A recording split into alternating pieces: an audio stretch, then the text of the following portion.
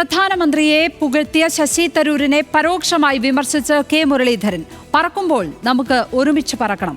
ആകാശം സ്വന്തമാണെന്ന് കരുതി ഒറ്റയ്ക്ക് പറന്നാൽ ചിറകരിഞ്ഞ് താഴെ വീഴുമെന്ന് കെ മുരളീധരൻ പറഞ്ഞു.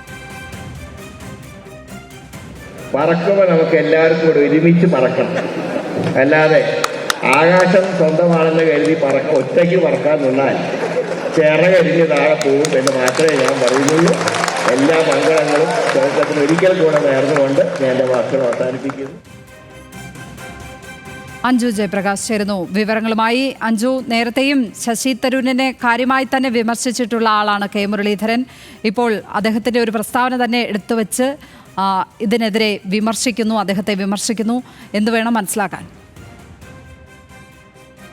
അതെ ലക്ഷ്മി, സെക്രട്ടേറിയറ്റിന് തൊട്ടടുത്തുള്ള സെൻട്രൽ സ്റ്റേഡിയത്തിൽ ആര്യാടൻ ഷൗക്കത്തിന് സ്വീകരണം ഒരുക്കിയ പരിപാടിയിൽ വെച്ചാണ് കെ മുരളീധരൻ ശശി തരൂരിനെ വിമർശിച്ചുകൊണ്ട് ഇത്തരം ഒരു വാക്കുകൾ പറഞ്ഞത്.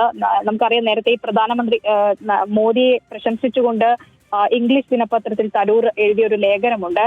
അതിൽ കോൺഗ്രസ് അധ്യക്ഷനായിട്ടുള്ള മല്ലികാർജ്ജുന ഖാർഗെ ദില്ലിയിലെ കോൺഗ്രസ് ആസ്ഥാനത്ത് നടന്ന പത്രസമ്മേളനത്തിൽ അതിന്റെ അതിർത്തി പ്രകടിപ്പിച്ചിട്ടുണ്ടായിരുന്നു. തൊട്ടു പിന്നാലെ തന്നെയായിരുന്നു സോഷ്യൽ മീഡിയയിൽ അതിനുള്ള മറുപടിയായിട്ട് ശശി തരൂർ ഒരു പോസ്റ്റ് പങ്കുവെച്ചത്. അത് ഇങ്ങനെയായിരുന്നു: അതായത് പറക്കാൻ ആരുടെയും അനുവാദം ചോദിക്കേണ്ട ആവശ്യമില്ല, ചിറകുകൾ നിങ്ങളുടേതാകാം, പക്ഷെ ആകാശം ആരുടേതുമല്ല.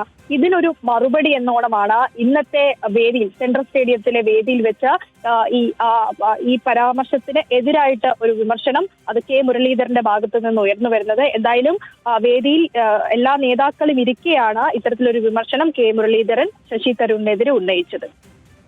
അഞ്ജു ജയപ്രകാശാണ് തിരുവനന്തപുരത്ത് നിന്ന് വിവരങ്ങൾ പങ്കുവച്ചപ്പോൾ.